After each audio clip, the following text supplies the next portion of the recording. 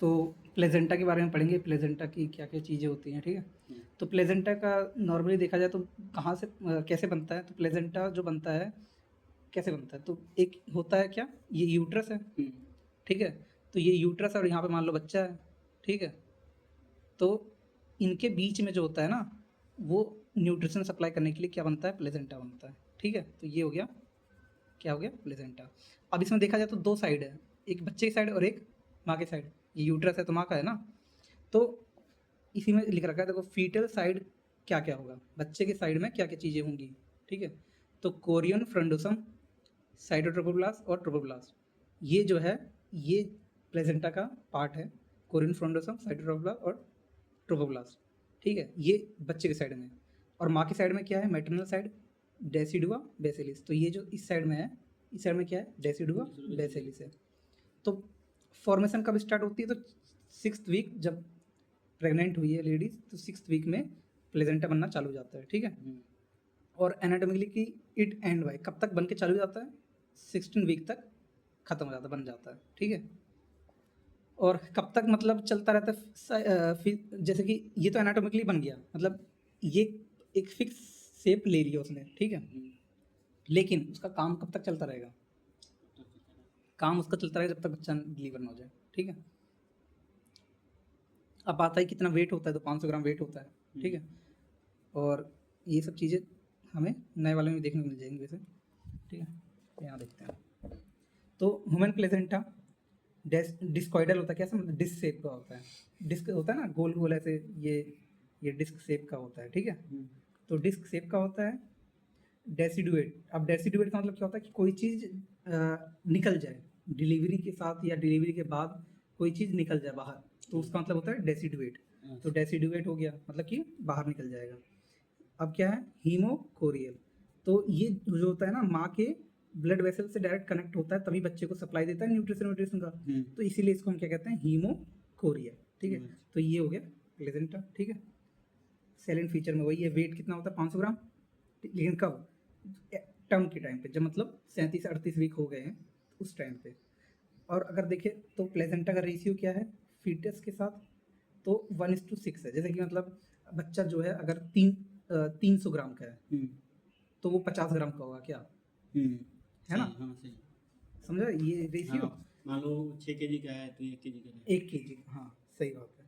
तो हम लोग मान लेते हैं 3 किलो का बच्चा हेल्दी बच्चा होता है, ठीक है? तो 500 ग्राम का क्या हो जाएगा? प्लेज़ेंटा होना चाहिए। तो gestational age eight which weight of, जो एक ऐसा टाइम आएगा प्रेगनेंसी में जिस टाइम पे क्या होगा कि दोनों का वेट क्या होगा? बराबर होगा, किसका? बच्चे का भी और प्लेज़ेंटा का भी। क्योंकि प्लेज़ेंटा तो बन रहा है धीरे-धीरे, मतलब ग्रोथ हो रही है, और बच्चा भी बन रहा है धीरे-धीरे, उसकी ग्रोथ हो रही है, ठीक है? तो 17 वीक, ठीक है? 17 वीक पे ऐसा क्या होगा कि जो दोनों के दोनों हैं जिनका वेट बराबर होगा, ठीक? ये चीज़ है। अब देखते हैं डायमीटर कितना होगा। प्लेज़ेंटा डिस्क शेप का है, तो इसका कोई डायमीटर भी तो होगा।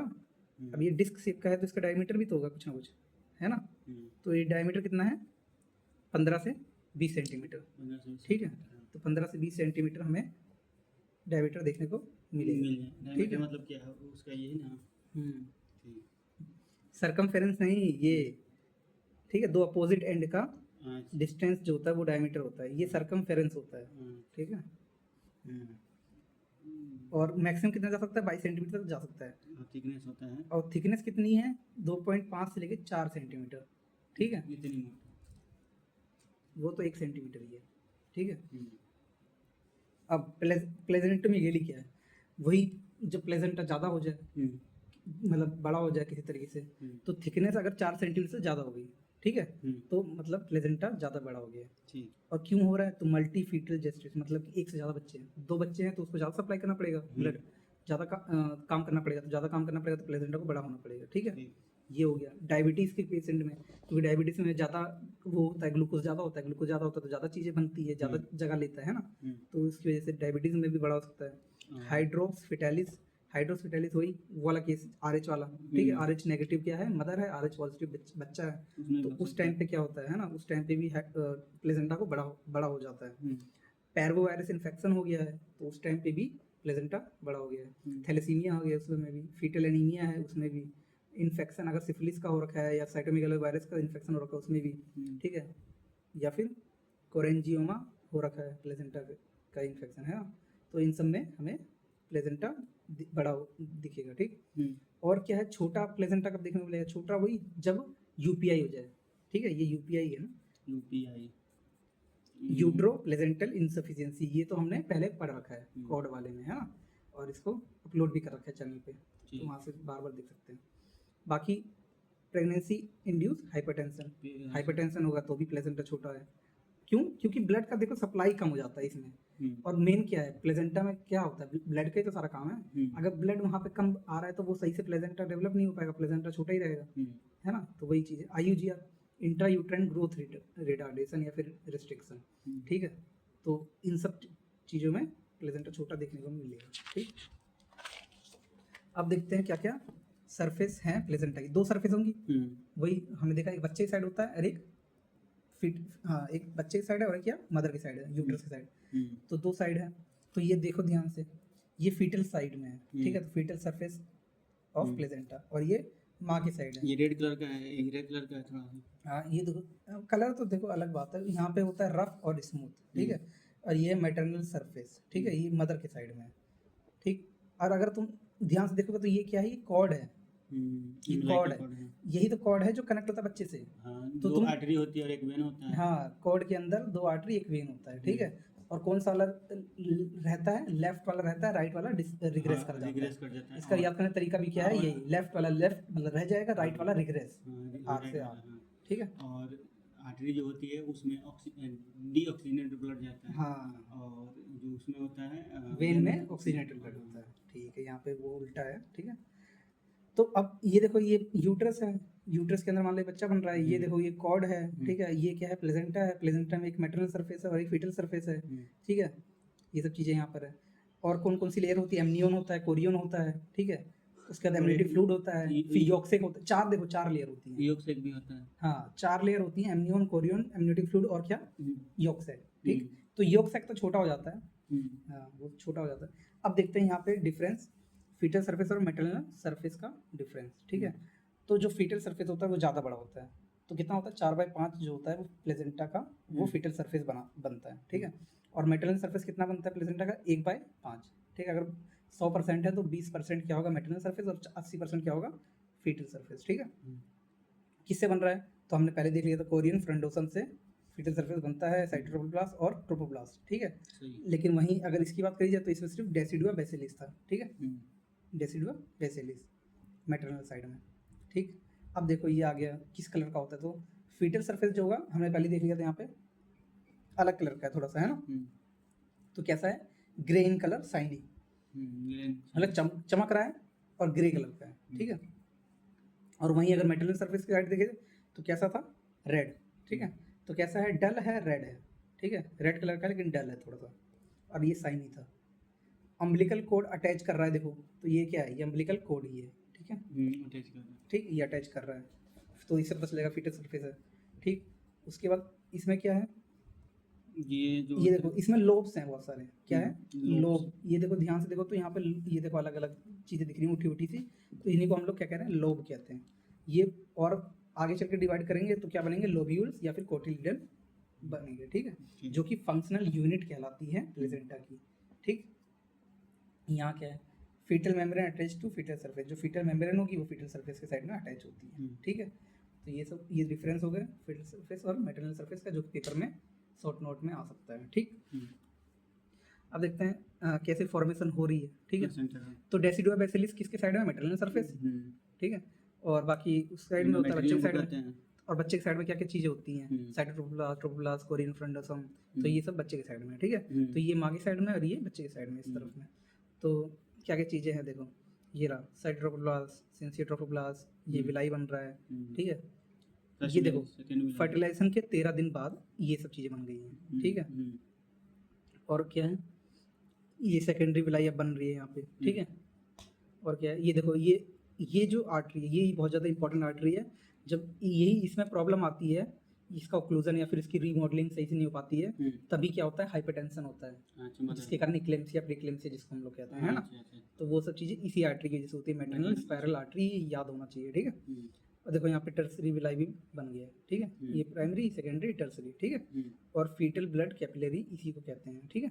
ये फीटल ब्लड कैपिलरी है, मतलब अब यहाँ से बच्चे को सप्लाई होना चालू हो जाएगा, ठीक है। अब देखो क्या है, टोटल ब्लड वॉल्यूम कितना होता है प्लेजेंटा में, 500 ml, मतलब प्लेजेंटा कितना होल्ड कर सकता है, तो 500 ml तक ब्लड होल्ड कर सकता है, ठीक है। और क्या है कि फीटल ब्लड 350 ml होता है, ठीक है, और मैटरनल ब्लड 150 ml होता है। ये जो 500 ml है प्लेजेंटा में, उसमें जो माँ की तरफ से आ रहा है वो 150 ml है, और जो बच्चे की तरफ जा रहा है वो 350 ml है, ठीक। अब क्या क्या लेयर्स हैं जो फीटल और मैटरनल ब्लड को सेपरेट कर रहे हैं, तो उसको याद करने का तरीका है आउटसाइड से इनसाइड में। तो सबसे मतलब बाहरी साइड में क्या है, और फिर उसका धीरे धीरे अंदर साइड में जाएंगे तो क्या क्या है, तो सिंसियोट्रोफोब्लास्ट ये देखा, फिर उसका साइटोट्रोफोब्लास्ट, ठीक है, फिर एक्स्ट्रा एम्ब्रियोनिक मेम्ब्रेन बन गया है, ठीक है, एक्स्ट्रा एम्ब्रियोनिक मेसोडर्म बन गया है, ठीक है, उसके बाद फीटल कैपिलरी बन गया है, ठीक है। ये तो सबसे पहले क्या है यहाँ पे, सिंसियोट्रोफोब्लास्ट, फिर क्या है साइटोट्रोफोब्लास्ट, फिर क्या है एक्स्ट्रा एम्ब्रियोनिक मेसोडर्म, फिर क्या है फीटल कैपिलरी, हाँ इसकी एंडोथीलियम होगी ना, हाँ। तो ये इस तरीके से हमने देखा बाहर से अंदर की तरफ आ रहे हैं, ठीक है, लेयर। तो ये लेयर हमने यहाँ देख ली, ठीक है।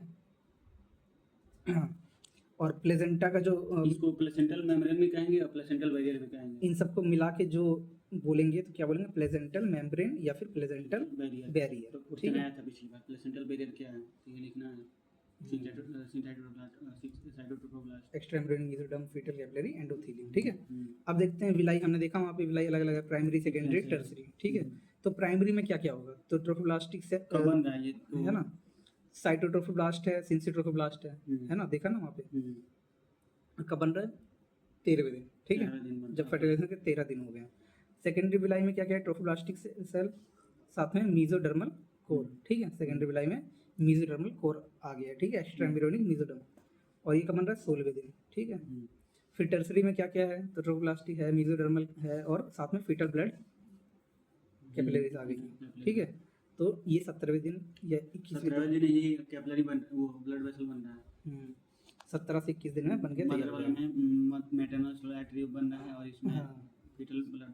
अब जो चीज़ मैं बता रहा था वहाँ पे कि वो स्पायरल आर्टरी क्या है, तो वो देखो यहाँ पे दे रखा है, ट्रोफोब्लास्टिक इन्वेजन कहते हैं उस चीज़ को, ठीक है, उस प्रोसेस को ट्रोफोब्लास्टिक इन्वेजन कहते हैं। मतलब कि lining of maternal spiral artery replace by cytotrophoblast. जो साइटोट्रोफोब्लास्ट सेल जो ऊपर है ना, ये क्या करते हैं, ये धीरे धीरे अंदर आने लग जाते हैं, ठीक है, अंदर आते हैं, मतलब कि जो मैटरनल स्पायरल आर्टरी हैं उनको हटाएंगे, उनको उनकी जगह अपने आप को रखेंगे। इसी से क्या होता है, वो धीरे धीरे जगह जो होती है ना चौड़ी होने लग जाती है, ठीक है, मतलब कि रेजिस्टेंट कम होने लग जाता है। जब रेजिस्टेंट कम होगा तो मतलब कि ब्लड फ्लो आसानी से होगा, ठीक है, तो ब्लड फ्लो ज़्यादा होगा तो उसकी वजह से बच्चे की ग्रोथ अच्छे से हो पाएगी, ठीक है। तो वही सब चीज़ें हैं यहाँ पे। तो लाइनिंग जो होती है मैटरनल स्पायरल की वो साइटोप्लाज्म सेल से रिप्लेस हो जाएगी। प्रेगनेंसी के शुरुआती टाइम पे होता है, स्पायरल आर्टरी जो होती है कॉइल्ड होती है, नैरो होती है, रेजिस्टेंस ज़्यादा होता है, तो ब्लड जो होता है वो कम जाता है। कहाँ पे, इंट्राविलस स्पेस में, ठीक है, इंटरविलस स्पेस के अंदर ब्लड जो होता है कम जाता है। ये शुरुआत के टाइम की बात है, लेकिन बाद में क्या होता है, ये ट्रोफोब्लास्टिक इन्वेजन हो जाता है, इसकी वजह से स्पायरल आर्टरी क्या हो जाती है, डायलेट हो जाती है, और रेजिस्टेंट क्या हो जाता है, कम हो जाता है। रेजिस्टेंट कम हो जाएगा तो ब्लड का फ्लो क्या हो जाएगा, बढ़ जाएगा। तो इंट्राविलस स्पेस के अंदर ब्लड बढ़ जाएगा, मतलब बच्चे को सप्लाई ब्लड अच्छे से हो जाएगा, ठीक है। अब देखते हैं प्लेजेंटा का सर्कुलेशन। तो दो टाइप की सर्कुलेशन होगी, वही एक तो यूट्रो प्लेजेंटा होगा, मतलब यूट्रस से प्लेजेंटा को जाएगा, और दूसरा बच्चे को जाएगा प्लेजेंटा से, तो इसको बोलेंगे फीटो प्लेजेंटा सर्कुलेशन, ठीक। तो दो सर्कुलेशन इसमें देखी जाएगी। तो अगर देखें तो यूट्रो प्लेजेंटा सर्कुलेशन कहाँ तक जाएगा, इंट्राविलस स्पेस के अंदर। इसको मैटरनल भी कर सकते हैं, maternal placental circulation, maternal placental circulation, क्योंकि यूट्रस तो मदर का ही है ना। तो इंटरविलस स्पेस के अंदर ये है, ठीक है, यहीं तक ब्लड जा रहा था रेजिस्टेंट, अगर मैटरनल स्पायरल आर्टरी में अगर रेजिस्टेंट है ना, आईवीएस, और ये कहाँ पे, इन विलाई तक जाएगा, ठीक है। अब स्टेब्लिश कैसे होगा, 15वें दिन में ये यूट्रोप्लेसेंटा सर्कुलेशन चालू हो जाएगा, ठीक है, लेकिन ये 17वें दिन, क्योंकि इस टाइम पे बना है क्या, 17वें दिन के बाद बना है क्या बच्चे का ब्लड कैपिलरी, है ना, ब्लड वेसल 17वें दिन में बना है, इसलिए ये तब चालू होगा। और अब ये देखो कैसे होगा, स्पाइरल आर्टरी थी ना, स्पाइरल आर्टरी में जब ट्रोफोब्लास्टिक इन्वेजन हुआ है ना, उसके बाद ही इंट्रावेसिल स्पेस में ब्लड सही से पहुंचा, तो स्पाइरल आर्टरी। और यहाँ पे अम्बिलिकल आ जाएंगे, umbilical cord, umbilical when, umbilical artery. तो प्लेजेंटा से ऑक्सीजनेटेड ब्लड कौन लेके जाएगा, वेन लेके जाता है, और फिर वापस बच्चे से प्लेजेंटा में डीऑक्सीजनेटेड ब्लड कौन लेकर आएगा, अम्बिलिकल आर्टरी लेकर आएगा। लेफ्ट और राइट दोनों होते हैं, इसका सिर्फ लेफ्ट रहता है, ठीक। अब देखो किस रेट से ब्लड आएगा यूट्रो प्लेजेंटा में, तो 500 से 700 ml पर मिनट इतना ब्लड फ्लो आएगा। और यूट्राइन ब्लड फ्लो कितना होगा, ये तो टर्म के यूट्रो प्लेजेंटल हो गया, और ये यूट्राइन ब्लड फ्लो हो गया, मतलब कि जो यूट्रस ब्लड सप्लाई करता है वो, तो 750 ml यूट्रस ब्लड सप्लाई होगा। फिर यूट्रस से बच्चे तक पहुंचा कितना, 500 से 700 ml, मतलब कितना कम हो गया ना, इससे कुछ ना कुछ है ना, कम हो गया। और बच्चे से अब प्लेजेंटा से बच्चे तक पहुंचेगा कैसे, 400 ml पर मिनट, ठीक है। और फीटल ब्लड फ्लो कितना होगा, मतलब बच्चे के अंदर कितना फ्लो रेट होगा, 125, कम हो गया ना। मतलब पहले आ रहा है जो, वो ज़्यादा आ रहा है, बाद में जो पहुंच रहा है वो थोड़ा कम पहुंच रहा है। जैसे यहाँ पे 750 आया लेकिन 500 से 700 ml पहुंचा, 400 आया लेकिन 125 ml पहुंचा, है ना, ये हो गया। अब देखते हैं कोटिलिडन, जो कि फंक्शनल यूनिट होती है ना प्लेजेंटा की। तो कोटिलिडन देखो ये रहा, किस साइड में होती है, मैटरनल साइड में होती है, मतलब यूट्रस साइड में होती है, ठीक है। Functional unit of placenta supply bye main stem villi and it's branches, ये मेन स्टेम विलाई है और इससे सप्लाई होता है, ठीक है। तो बेसल पैलेट मतलब डेसिडुआ बेसिलिस है, जो कि मैटरनल सरफेस होता है प्लेजेंटा का, ठीक है। मैटरनल साइड ऑफ प्लेजेंटा लिखा भी है, कितना होता है, 1/5 होता है। ये अभी जो है ये कोरियोनिक प्लेट है, फीटल साइड प्लेजेंटा, ठीक है, जो फीटल साइड में ये फीटल साइड में हो गया, और ये मैटरनल साइड में हो गया। ये 1/5 था, ये कितना 4/5 था, ठीक। अब देखो क्या है, एक लेयर है नीटाबिक लेयर, ठीक है, नीटाबिक लेयर। तो layer of fibrinoid degeneration present between blastocyst and decidua bacilli.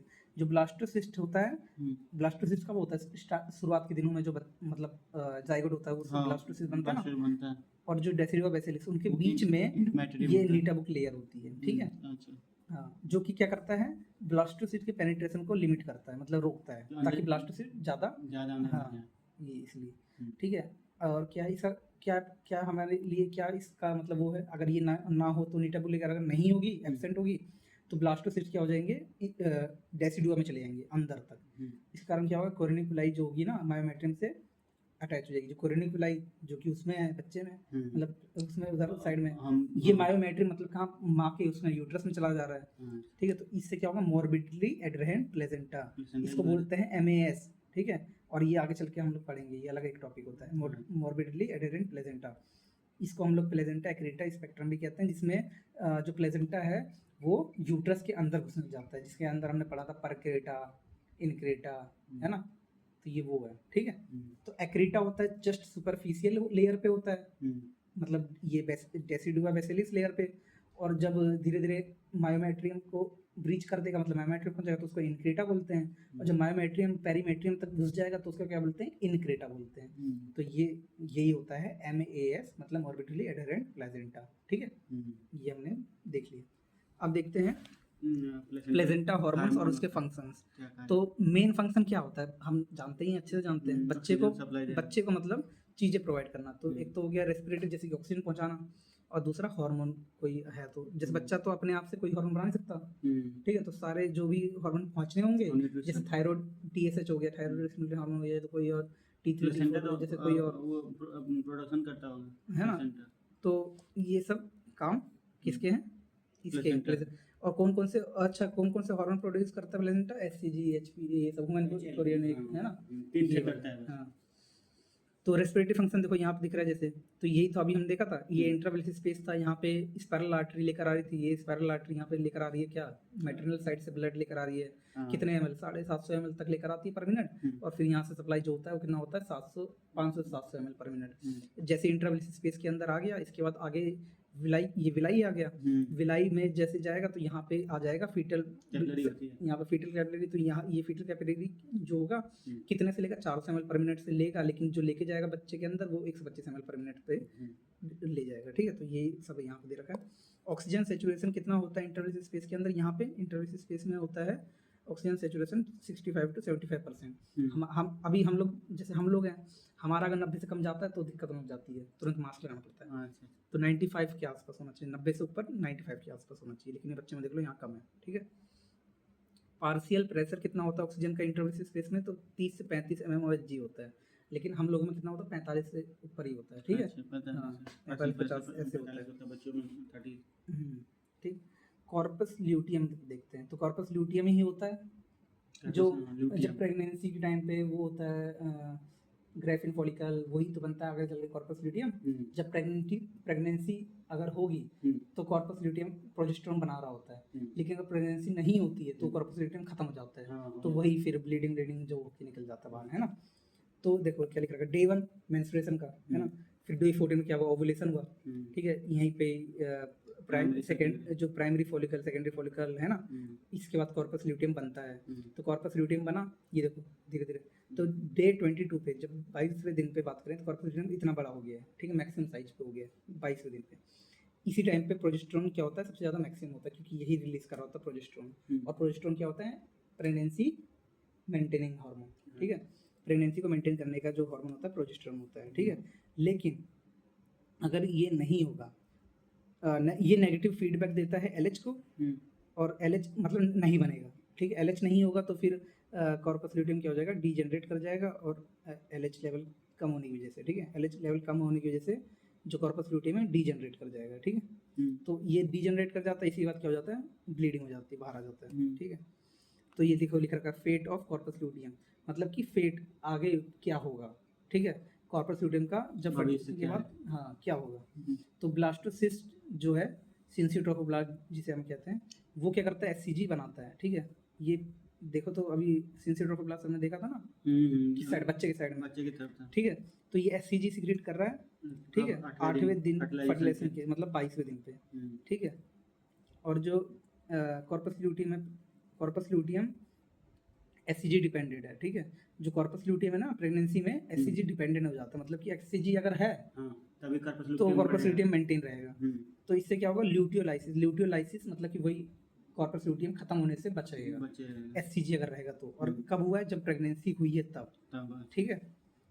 अब क्या है, SCG in mother blood start to decrease after 10th week, जब 10 हफ्ते हो जाएंगे, ठीक है, तब एससीजी का लेवल क्या होगा, खत्म होना चालू हो जाएगा। और जब ये खत्म हो जाएगा तो कॉर्पस ल्यूटियम क्या हो जाएगा, डीजनरेट कर जाएगा, कॉर्पस ल्यूटियम नहीं रहेगा। एससीजी की वजह से कॉर्पस ल्यूटियम था, जैसे 10 हफ्ता हुआ प्रेगनेंसी का, तो क्या खत्म हो जाएगा, ये एससीजी कम हो जाएगा। एससीजी कम हो जाएगा तो क्या हो जाएगा, कॉर्पस ल्यूटियम क्या हो जाएगा, खत्म हो जाएगा, ठीक है। और वैसे भी उस टाइम तक तो जरूरत ही नहीं पड़ती ना, तब तो वो आ गया प्लेजेंटा, तो प्लेजेंटा बनाना जाता है ना। कॉर्पस ल्यूटियम का लाइफ स्पेन देखो 10 से 12 हफ्ते तक ही होता है। कौन सा हार्मोन, प्रोजेस्टेरोन मेनली, ठीक है, यही प्रेगनेंसी मेंटेनिंग हार्मोन है, मैं बताया था अभी पहले। ईस्ट्रोजन E1 E2, ठीक है, इसको बोलते हैं एस्ट्राइन, इसको बोलते हैं एस्ट्राडायोल, ठीक है। सबसे ज़्यादा इंपॉर्टेंट होता है एस्ट्राडायोल E2। इनहिबिन ए बनाता है हार्मोन, और रिलैक्सिन, ठीक है, हार्मोन बनाता है कौन, ये कॉर्पस ल्यूटियम। कॉर्पस ल्यूटियम के हार्मोन हो गए। अब देखते हैं प्लेजेंटल हार्मोन, अब देख रहे हैं हम लोग कि प्लेजेंटा कौन सा है, ठीक है।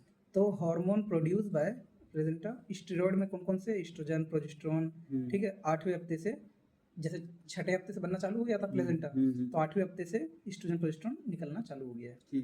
और पेप्टाइड में प्रोटीन वाले कौन कौन से हैं, HCG, human chorionic gonadotropin, HPL, human placental lactogen, और रिलैक्सिन, ठीक है। देखो रिलैक्सिन यहाँ भी है और यहाँ पे भी है, ठीक है। अब मोस्ट कॉमन जो साइट होती है हार्मोन प्रोड्यूस का, वो कौन है, सिंसिट्रोफोब्लास्ट। सिंसिट्रोफोब्लास्ट किस साइड में, फीटल साइड में, ठीक है। तो सोर्स क्या है प्रोजेस्टेरोन का प्रेगनेंसी में, तो देखो पहले तो कॉर्पस ल्यूटियम दे रहा था प्रोजेस्टेरोन को, जब तक खत्म नहीं हुआ वो, तो 7वें हफ्ते तक वैसे। और 8वें हफ्ते से कौन चालू कर दे रहा है, प्लेजेंटा। तो 8 से 10 हफ्ते अभी यहाँ पे देखो क्या चल रहा है, बीच में कुछ टाइम तक वो रहेगा, ल्यूटिया भी करेगा, मतलब कि कॉर्पस ल्यूटियम भी, और प्लेजेंटा भी। तो 8 से 10 हफ्ते तक तो ये दोनों रहेंगे मिलके, और फिर 10 हफ्ते जैसे रहेंगे तो वो खत्म हो जाएगा पूरी तरीके से कॉर्पस ल्यूटियम। अब प्लेजेंटा करेगा अच्छे से, ठीक है। तो 7वें हफ्ते तक तो कॉर्पस ल्यूटियम सिर्फ है, 8 से 10 हफ्ते तक दोनों है, फिर 10 हफ्ते के बाद प्लेजेंटा सिर्फ अकेला। अब देखते हैं ओवेरियन सिस्ट इन ट्राइमेस्टर 1, ठीक है। अगर ओवरी में कोई सिस्ट बनता है तो ट्राइमेस्टर 1 में तो किस वजह से बन रहा है, क्या हो रहा है, तो कॉर्पस ल्यूटियम की वजह से, ठीक है, हम्म, अगर कॉर्पस ल्यूटियम रिमूव कर देते हैं, अगर कॉर्पस ल्यूटियम को हम लोग निकाल देते हैं 7 हफ्ते से पहले ही, तो क्या हो जाएगा, एबॉर्शन हो जाएगा। क्यों? क्योंकि यही तो बना रहा था प्रोजेस्टेरोन 7 हफ्ते तक, और अगर 7 हफ्ते से पहले हम लोग निकाल देंगे तो क्या हो जाएगा, वो प्रोजेस्टेरोन खत्म हो जाएगा, प्रोजेस्टेरोन खत्म हो जाएगा तो प्रेगनेंसी को मेंटेन करने वाला हार्मोन खत्म हो जाएगा, तो इसके कारण क्या हो जाएगा, एबॉर्शन हो जाएगा, ठीक है। और ओवेरियन सिस्ट अगर ट्राइमेस्टर 1 में रहता है तो एसिम्प्टोमेटिक ओवेरियन सिस्ट होता है, ठीक है। और इस टाइम पे हमें रिमूव नहीं करना चाहिए क्या, कॉर्पस ल्यूटियम को या सिस्ट को, अच्छा, ओवेरियन सिस्ट को रिमूव नहीं करना चाहिए। अब देखते हैं प्रोजेस्टेरोन के बारे में। तो progesterone form from maternal cholesterol, किससे बनता, किससे है, तो प्रोजेस्टेरोन जो होता है वो मदर के कोलेस्ट्रॉल कोलेस्ट्रॉल से से बनता है, ठीक है। वो क्या और कार्य करता है, तो प्रेगनेंसी मेंटेन करने का काम करता है। हम्म, और स्मूथ मसल रिलैक्सेंट भी है, ये जो स्मूथ मसल है मायोमेट्रियम उसको रिलैक्स रखता है, ठीक है। अच्छा, उसको और रिलैक्स करेगा तभी तो धीरे धीरे बढ़ेगा और धीरे धीरे वहाँ बच्चा बढ़ेगा, ग्रो करेगा। है ना। और प्रिवेंट करता है प्रीटर्म लेबर, प्रीटर्म लेबर भाई टाइम से पहले बच्चा नहीं डिलीवर हो, इससे बचाता है। अब देखते हैं एस्ट्रोजन। एस्ट्रोजन क्या है, प्लेजेंटा में 17 अल्फा हाइड्रोक्सिलेज एंजाइम जो होता है ना, इसकी कमी होती है, ठीक है। प्लेजेंटा में 17 अल्फा हाइड्रोक्सिलेज एंजाइम की कमी होती है, इसके कारण क्या होता है, एस्ट्रोजन नहीं can not form by using maternal cholesterol. तो अभी हमने देखा कि प्रोजेस्टेरोन मैटरनल कोलेस्ट्रॉल से बन रहा है, लेकिन एस्ट्रोजन को बनाने के लिए 17 अल्फा हाइड्रोक्सिलेज एंजाइम की जरूरत पड़ती है, इसलिए जो है ये मैटरनल कोलेस्ट्रॉल से नहीं बन सकता एस्ट्रोजन। तो ये बनता कैसे है, तो देखते हैं कैसे बनता है। Estrogen production is dependent on fetal adrenal gland, मतलब बच्चे का जो एड्रिनल ग्लैंड है, एड्रिनल ग्लैंड पता है ना, किडनी के ऊपर होता है, उस पर डिपेंड करता है। कैसे? क्योंकि वहाँ पे क्या है, प्लेजेंट DHEA सल्फेट है, डाईहाइड्रो एपीएंडोस्टेरोन, डाईहाइड्रो एपीएंडोस्टेरोन सल्फेट नाम का एक चीज़ है वहाँ पे, जो क्या करेगा, सल्फेटेज और एरोमेटेज एंजाइम है, इसकी वजह से क्या बन जाएगा, ये सल्फेटेज क्या करेगा, सल्फेट को हटा देगा, एरोमेटेज क्या कर देगा, यहाँ से वो निकाल देगा, और वो बचा, तो प्लेजेंटा से एस्ट्रोजन बन जाएगा, ठीक है। मतलब अभी तो वैसे नहीं बन पा रहा था, क्यों? क्योंकि यहाँ पे वो नहीं था, 17 अल्फा हाइड्रोक्सिलेज एंजाइम नहीं था, लेकिन उसकी जगह हमने फीटल एड्रिनल ग्लैंड से हमने क्या किया, ये चीज़ बन गया, डाईहाइड्रो ये एपीएंडोस्टेरोन सल्फेट और सल्फेटेज एरोमेटेज था, तो हमने प्लेजेंटा के अंदर एस्ट्रोजन बना दिया, ठीक है। तो ये हो गया प्रोजेस्टेरोन और एस्ट्रोजन बन गया। एस्ट्रोजन एक्सक्लूसिवली जो बनता है प्लेजेंटा में, कौन सा वाला एस्ट्रोजन बनता है, तो E3 जो सबसे पहले बनता है वो E3 बनता है, और बाद में क्या बन रहा है, E4, ठीक है। E1 होता है, E2 होता है, E3 होता है, E4 होता है एस्ट्रोजन। तो E3 सबसे पहले बन रहा है, E4 बन रहा है 9 हफ्ते के बाद, ठीक है। मोस्ट कॉमन जो एस्ट्रोजन प्रेजेंट होता है मदर में, देखो कौन सा है, E2 एस्ट्राडायोल, ठीक है, एस्ट्राडायोल वाला मोस्ट कॉमन, ये मैंने पहले बता दिया, ठीक। अब देखते हैं क्या, अब क्या इसके अप्लाइड है ना। तो जैसे लेबर का कॉन्सेप्ट हुआ, लेबर मतलब चालू हुआ, ठीक है, लेबर मान लो चालू हो गया, तो जो प्रोजेस्टेरोन का जो काम था ना रिलैक्सेशन का, वो क्या हो जाएगा, रुक जाएगा, रुक जाता है, ठीक है। अब रिलैक्स करने की जरूरत नहीं है, अब हमें क्या करने की जरूरत है, कॉन्ट्रैक्ट करने की जरूरत है, तो प्रोजेस्टेरोन का काम हो जाएगा, लेकिन एस्ट्रोजन का काम बढ़ जाएगा, क्योंकि ये इसका है ना, हाँ। तो एस्ट्रोजन बढ़ जाएगा और क्या करेगा, यूट्रेन को कॉन्ट्रैक्ट कराएंगे, ठीक है, यूट्रेन को कॉन्ट्रैक्ट कराएंगे। एनेंसिफली क्या है, इन एनेंसिफली अगर बच्चे का जैसे वो नहीं है, एनेंसिफली मतलब एब्सेंस ऑफ बच्चे का हेड, ठीक है। तो अगर ये नहीं होगा तो मतलब कि हाइपोप्लास्टिक एड्रेनल ग्लैंड होगा, या फिर मतलब एड्रेनल ग्लैंड सही से नहीं बना है, या फिर नहीं है। अगर ये नहीं है तो फिर DHEAS नहीं है, मतलब कि डाईहाइड्रो एपीएंडोस्टेरोन सल्फेट नहीं है, ये नहीं है, तो एस्ट्रोजन जो प्रोड्यूस हो रहा था प्लेसेंटा से, इसकी वजह से वो नहीं हो पाएगा, ठीक है। या अगर नहीं हो पाएगा तो क्या हो जाएगा, पोस्टर्म प्रेगनेंसी। जब ये नहीं है तो क्या कॉन्ट्रैक्शन होगा, नहीं होगा, तो कॉन्ट्रैक्शन नहीं होगा तो फिर जो नॉर्मल टाइम पे लेबर हो रहा था वो लेबर नॉर्मल टाइम पे नहीं हो पाएगा, और जब 40 हफ्ते से ऊपर जाता है तो कोई भी माँ परेशान हो जाती है कि इतना ज़्यादा टाइम हो गया अभी तक लेबर क्यों नहीं हुआ, तो फिर उसका सर्जिकल ऑपरेशन मतलब करा के बच्चे को बच्चे को मतलब ऑपरेशन से करके निकालना पड़ता है, डिलीवरी करना पड़ता है, ठीक है। और क्या है, एनेंसिफली में और क्या होता है कि क्रेनियल वॉल्ट नहीं होता, क्रेनियल वॉल्ट भाई, ठीक है, क्रेनियम नहीं होता है। अच्छा, ठीक है, 50% ये नहीं। नहीं होता है, ठीक है। खोपड़ी का ऊपर वाला नहीं होता है अगर हम्म, किसी किस में एनएनसेफेली में। एनेंसेफली में। अब क्या करें, देखते हैं कि अदर केस। अदर कोर्स क्या है। पोस्टम प्रेगनेंसी हमने एक तो ये देख लिया एनेंसेफली में, और क्या दूसरा क्या कारण हो रॉन्ग डेट। सकते अब पोस्टम प्रेगनेंसी कैसे होगा, कोई बोलेगी कि मेरा प्रेगनेंसी मतलब होना था, मान लो उसका सितंबर का डेट, हाँ। उसने बोल दिया जून में मेरा मतलब हुआ था, तो वो दो दो महीने उसने मान लो पीछे कर दिया, तो हमें लगेगा ये तो पोस्टम हो गया, और वो पोस्टम नहीं है, तो रॉन्ग डेट हो गया एक तो, ठीक। जो लेडीज ने गलत बताया। और दूसरा क्या होता है, एस्ट्रोजन कम है, तो वही एनएसएफली में जैसे एस्ट्रोजन कम जब प्लेजेंटा नहीं बना पाएगा एस्ट्रोजन, तो एस्ट्रोजन कम रहेगा तो कॉन्ट्रैक्शन टाइम तो होगा नहीं, कॉन्ट्रैक्शन टाइम पे नहीं होगा, तो उसके कारण भी पोस्टम प्रेगनेंसी हो रही है, ठीक है। और क्या है, प्लेजेंटा एरोमेटेज डिफिशियंसी, जो एरोमेटेज एंजाइम वो भी नहीं है, सल्फेटेज एंजाइम वो भी नहीं है, ठीक है। इंट्रा यूट्राइन डेथ हो गई है, तो बच्चे की डेथ ही हो गई है, तब कहाँ से ये सब चीज़ होगा, है ना। ये हो गया हमने प्रोजेस्टेरोन एस्ट्रोजन। अब रिलैक्सिन देखते हैं, रिलैक्सिन जो कि रिलैक्स करने का काम कर रहा है ना। तो कौन बना रहा है, प्लेजेंटा बना सकता है, कॉर्पस ल्यूटेम बना रहा था, है ना, कॉर्पस ल्यूटेम बना रहा था। और क्या बना रहा है, डेसिडुआ। डेसिडुआ मतलब जो मदर की एंडोमेट्रियम लेयर है। नेचर कैसा होता है इसका, पेप्टाइड मतलब प्रोटीन वाला हार्मोन है। क्या क्या कराता है, इस ये मसल की क्या करेगा, रिलैक्स कराएगा, जो कि काम प्रोजेस्टेरोन भी करता है, यूट्रस को रिलैक्स कराएगा। अब ये क्या है, पेरिफेरल वेस्कुलर रेजिस्टेंट को कम करता है। जब रेजिस्टेंस कम होगा तो क्या होगा, वैसोडाइलेशन होगा, मतलब ज़्यादा ब्लड जाएगा वहाँ पे, तो वैसोडाइलेशन होगा मतलब कि ब्लड फ्लो बढ़ जाएगा, जिसके कारण जीएफआर मतलब कि ग्लोमेरुलर फिल्ट्रेशन रेट बढ़ जाएगा, ठीक है। और क्या है, joint laxity in pregnancy not responsible for, जो प्रेगनेंसी के टाइम पे जॉइंट की मतलब ये होती है, लेक्सिसिटी होती है, मतलब कि एक तरह से ह्यूमन प्लेसेंटा लैक्टोजन, है ना, HPL, ठीक है, ह्यूमन प्लेसेंटा लैक्टोजन और ह्यूमन कोरियोनिक सोमैटो मैमोट्रोफिन। देखो इस सोमैटो मैमोट्रोफिन का मतलब भी वही होता है, मिल्क इजेक्शन वाले, ठीक है। हाँ, तो ये दोनों का मतलब एक ही है, अलग अलग नहीं है, ठीक। अब क्या लिख रखा है, कौन बना रहा है, तो सिंसिट्रोफोब्लास्ट मेनली बनाता है, ठीक है, सिंसिट्रोफोब्लास्ट मेनली बनाता है HPL को। और इसका नेचर क्या होता है, पॉलीपेप्टाइड, ठीक है, मतलब प्रोटीन नेचर ही है। स्ट्रक्चरल सिमिलरिटी किससे होती है, ग्रोथ हार्मोन से लेना, मतलब एकदम सेम होता है। HPL जो होता है ग्रोथ हार्मोन के जैसे ही सिमिलर होता है।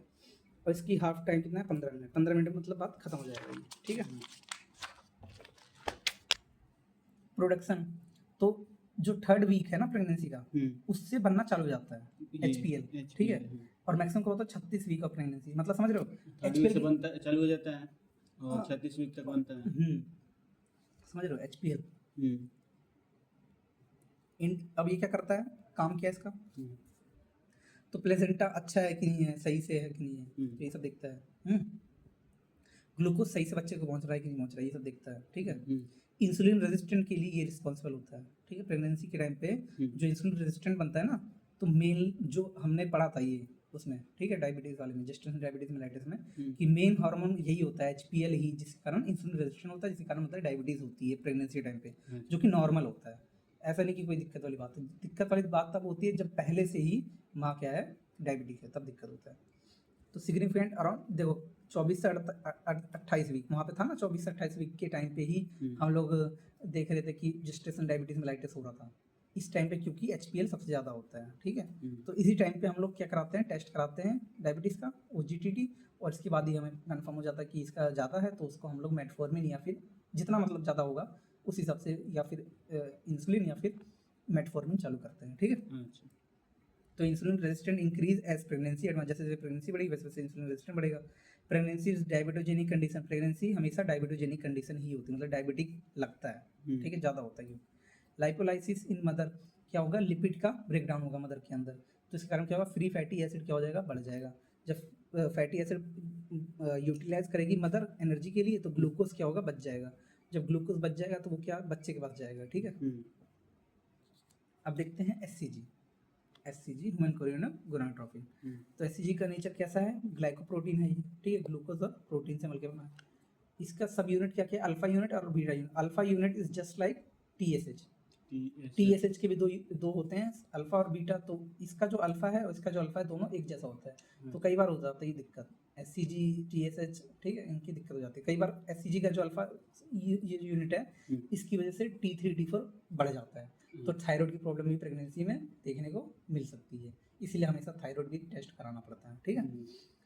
ठीक, और LH FSH के भी सिमिलर होता है। अच्छा, ये ठीक। जो अल्फा सब यूनिट होता है, तो अब अल्फा सब यूनिट का देख लिया हमने, ठीक है। इसीलिए जो बीटा सब यूनिट है ना, वो स्पेसिफिक है। स्पेसिफिक मतलब क्या होता है कि कोई चीज बता रहा होता है कि हाँ ये यही है, ठीक है। तो स्पेसिफिक मतलब अगर बीटा सब यूनिट हमें दिखेगी एससीजी की, तो मतलब कि वो सिर्फ यही है, मतलब एससीजी ही है और कुछ नहीं है, ठीक। लेकिन अगर अल्फा है तो हम लोग कंफ्यूज हो सकते हैं LH FSH और TSH से, ठीक है, सिमिलर होता है ये। फंक्शन कैसे करता है?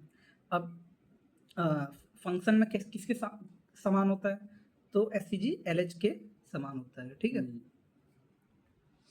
अब देखते हैं इसका फंक्शन क्या क्या है एससीजी। तो पहली बात तो ये कॉर्पस ल्यूटियम को मेंटेन करता है, ठीक है। कॉर्पस ल्यूटियम को मेंटेन कर रहा था ना, हाँ, कर रहा था, तभी तो दोनों नहीं तो डीजेनरेट हो जाता है। हाँ, कॉर्पस ल्यूटियम, और जैसे एससीजी 10वें हफ्ते पे खत्म होता है, उसके बाद कॉर्पस ल्यूटियम खत्म हो जाता है ना। तो फर्स्ट स्टिमुलस फॉर टेस्टोस्टेरोन बनाने के लिए जो स्टिमुलस देता है ना कि टेस्टोस्टेरोन बनाओ, एससीजी देता है। स्टिमुलेट मैटरनल थायराइड ग्लैंड, देखो थायराइड ग्लैंड के सिमिलर होता है, इसीलिए थायराइड ग्लैंड का जो फंक्शन भी होता है मैटरनल के, वो भी एससीजी स्टिमुलेट करता है। स्मूथ मसल रिलैक्सेंट, देखो ये भी है, रिलैक्सिन भी था, प्रोजेस्टेरोन भी था, ठीक है। तो यूट्रस को वही कराता है, ठीक है, प्रेगनेंसी के टाइम पे रिलैक्स करता है।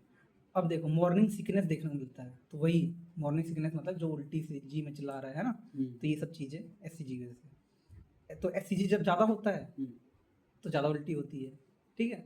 तो उसको क्या कहते हैं, उल्टी ज़्यादा होता है तो हाइपरेमेसिस ग्रेविडरम, ठीक है। ऐसी 2-3 केस आए थे हमारे टाइम, ठीक है, ज़्यादा उल्टी हो रही है। हाँ, तो एससीजी कैन भी, जैसे कि हम देख रहे हैं 10 हफ्ते तक खत्म हो जाता है, मतलब कि फर्स्ट ट्राइमेस्टर तक उल्टी होती है, उसके बाद उल्टी नहीं होती है। एससीजी रहेगा तभी उल्टी होती है। हाँ, तो अगर किसी किसी केस में वही हाइपरेमेसिस ग्रेविडरम में ऐसी लेडीज आती हैं जिनको दूसरे ट्राइमेस्टर में भी उल्टी हो रही है, मतलब बहुत लंबे समय तक उल्टी हो रही है, तो उनके में क्या है, एससीजी ज़्यादा बढ़ जाता है। हाँ, SCG can be detected as early as in blood में 8वें दिन, जैसे फर्टिलाइजेशन उसके 8वें दिन में देखने को मिल जाता है। मतलब कि या तो 8वें दिन किया तो फर्टिलाइजेशन, या तो 22वें दिन बोल दो मेंस्ट्रुअल साइकिल के हिसाब से, ठीक है। ठीक, इन यूरिन में कब दिखेगा, on the day of miss period, जिस दिन पीरियड मिस हुआ उस दिन यूरिन में एससीजी देखने को मिलता है। और यूपीटी जो टेस्ट होता है, यूरिन प्रेगनेंसी टेस्ट, उसके अंदर यही हम लोग देखते हैं। Doubling time of SCG in early pregnancy, कब डबल हो जाएगा, तो डबल हो जाएगा 48 घंटे बाद, ठीक है, 48 घंटे बाद डबल हो जाएगा इसकी मात्रा। ठीक, ये दिखाया यहाँ पे टाइम। अब देखो हाफ टाइम कितना है, 36 घंटा है इसका, ठीक है। मतलब ये 36 आवर्स तक रहता है ब्लड में। अब देखो एससीजी लेवल बढ़ रहा है और टाइम जैसे जैसे आगे बढ़ रहा है, ठीक है। तो देखो जैसे जैसे टाइम बढ़ रहा है ना, तो मैक्सिमम कब होगा एससीजी, मैक्सिमम 10th वीक पे, क्योंकि उसके बाद तो खत्म हो जाता है ना, क्या एससीजी खत्म हो जाता है 10वें हफ्ते के बाद, तो मैक्सिमम 10 हफ्ते तक होता है, ठीक है। लेकिन तब भी देखो 16 वीक तक लेवल कितना रहता है, 10,000 इंटरनेशनल यूनिट, ठीक है। इसमें कितना है, 1 लाख, इसमें 1 लाख, ठीक है। तो देख रहे हो 10,000 इंटरनेशनल यूनिट 16वें हफ्ते तक होता है, मतलब कि 16वें हफ्ते तक क्या हो सकता है, उल्टी हो सकती है, ठीक है, मॉर्निंग सिकनेस। 16वें हफ्ते मतलब जान दो कितना, फर्स्ट ट्राइमेस्टर के बाद भी 4 महीने अप्रॉक्स उल्टी होगा। SCG comes back normal 2 week after delivery जैसे हुई, ठीक है, डिलीवरी हो गई, तो 2 हफ्ते बाद क्या होता है, एससीजी जो है अपने नॉर्मल लेवल पे आ जाता है। क्योंकि तुम देख रहे हो यहाँ पे इसका लेवल कभी भी 0 पे नहीं जा रहा है, जैसे जैसे टाइम बढ़ रहा है 0 पे नहीं जा रहा, लेकिन ये कुछ ना कुछ लेवल इसका हमेशा रहेगा, समझ रहे हो। अगर अबॉर्शन हो गया है तो 2 से 4 हफ्ते बाद नॉर्मल हो जाएगा। जैसे अबॉर्शन हो गया 10वें हफ्ते में, तो 12-13 हफ्ते में क्या हो जाएगा, एससीजी का लेवल नॉर्मल हो जाएगा, मतलब जितना नॉर्मली होता है कम एकदम मिनिमम लेवल पे 2000, 4000, 5000 इंटरनेशनल यूनिट हो जाएगा, ठीक है। अब देखते हैं most important topic, pregnancy test, UPT, urine pregnancy test. तो यूपीटी क्या होता है, just like sandwich ELISA test होता है, ठीक है, उसकी तरह ही होता है, सैंडविच एलाइजा टेस्ट की तरह होता है। ठीक। मिनिमम वैल्यू कितने डिटेक्ट करता है ये? 20 से 60 MIE ml for EV होता है। हाँ, तो मिनिमम कितना वैल्यू डिटेक्ट करता है? 20 to 60 मिली इंटरनेशनल यूनिट पर ml ऑफ यूरिन, ठीक है। यहाँ जो वैल्यू थी ये पर लीटर के हिसाब से थी, ठीक है। यहाँ पे जो वैल्यू है मिलीलीटर के हिसाब से। अर्लियर डिटेक्ट कब करेगा? जितना मतलब मिस पीरियड जब हो उसी टाइम पे हम लोग डिटेक्ट अगर करवाएं तो टेस्ट कंफर्म हो जाएगा, ठीक है। हाँ, तो ब्लड टेस्ट अब देखते हैं। यूरिन प्रेगनेंसी टेस्ट देख लिया, ब्लड टेस्ट। तो more sensitive test blood test होता है, ठीक है। ये प्रेगनेंसी को डिटेक्ट करेगा, जैसे एससीजी आ गया था उसके अंदर तो डिटेक्ट कर लेगा। कब आता है? 8वें दिन पे आता है ना। तो 1 to 2 देखो, ये 20 to 60 आता है, ये 1 to 2 मतलब बहुत ज़्यादा कम अगर लेवल भी होगा एससीजी का तो भी डिटेक्ट कर लेगा। मतलब प्रेगनेंसी के लिए बहुत ज़्यादा सेंसिटिव टेस्ट कौन सा है? ब्लड टेस्ट है, ठीक है। और क्या है? मोस्ट सेंसिटिव फ्लोरोसेंट इम्यूनो एसे है, ठीक है, ग्रेटर देन रेडियो इम्यूनो एसे, ठीक है। क्लिनिकल कंडीशन में क्या आप देखेंगे? तो जब यूपीटी पॉजिटिव आता है, ठीक है, positive female with pregnancy less than या इक्वल्स टू 4 वीक, चौथा हफ्ता या चौथे हफ्ते से मतलब पहले यूपीटी पॉजिटिव आता है फीमेल का, मतलब प्रेग्नेंट है, तो ultrasonography can not detect pregnancy. लेकिन अल्ट्रासोनोग्राफी से प्रेगनेंसी डिटेक्ट नहीं होती है, ठीक। तो हम लोग क्या करते हैं? बीटा एससीजी क्या है? स्पेसिफिक है ना, बीटा स्पेसिफिक है, तो इसलिए हम लोग बीटा देखते हैं। तो बीटा एससीजी लेवल जो होगा हम लोग क्या करेंगे? रिपीट करेंगे 48 घंटे बाद, ठीक है। पहले हमने एक बार किया, फिर 48 घंटे बाद दोबारा से, क्यों क्या हो जाएगा? 48 घंटे बाद डबल हो जाता था ना, 48 घंटे बाद डबल हो जाता है, तो प्रेगनेंसी है। तो वैल्यू अगर इंक्रीज हुई 30% से कम तो डबल तो नहीं हुआ, तो probable ectopic pregnancy. Ectopic pregnancy पता ही होगा, पढ़ा चुका हूँ कि नहीं पढ़ा चुका हूँ? तो प्रोबेबल एक्टोपिक प्रेगनेंसी मतलब कि किसी और जगह पे बच्चा बन रहा है, फेलोपियन ट्यूब में जैसे मोस्ट कॉमन है ना। तो वहाँ पे क्या होता है ना, वहाँ पे एससीजी लेवल का कम होता है, ज़्यादा जल्दी नहीं बनता। क्यों? क्योंकि वहाँ पे ब्लड सप्लाई सही नहीं होती है, नहीं होती है ना। प्लेसेंटा क्योंकि वहाँ पे नहीं होता है, प्लेसेंटा जहाँ पर होगा वहीं पे तो अच्छे से वो होगी ब्लड फ्लो। प्लेसेंटा अच्छे से नहीं बनता है ना, ही वो बनती है, ब्लड फ्लो नहीं होगा, ब्लड फ्लो अच्छे से नहीं होगा तो वो एससीजी नहीं बनेगा। तो ये सब चीज़ें वहाँ पे होती है। तो देखो, अब अगर वैल्यू 33% 66% तक अगर बढ़ी है, डबल मतलब लगभग, तो क्या है? वाइबल इंट्रा यूट्राइन प्रेगनेंसी, मतलब क्या है? पक्का इंट्रा यूट्राइन मतलब यूट्रस के अंदर है बच्चा और प्रेगनेंसी है, ठीक। वैल्यू लेकिन अगर कम हो गई है, कम हो गई, ठीक है, तो इसका मतलब क्या है? डाइंग मतलब मर गया है, अबॉर्शन हो गया है। एसजीजी का लेवल एक बार ज़्यादा था फिर कम हो गया है, तो मतलब क्या हो गया? बच्चा मर गया है, इसीलिए कम हो रहा है। कम हो रहा था ना, जब अबॉर्शन हो जाएगा 2 हफ्ते बाद एसजीजी नॉर्मल हो जाता है।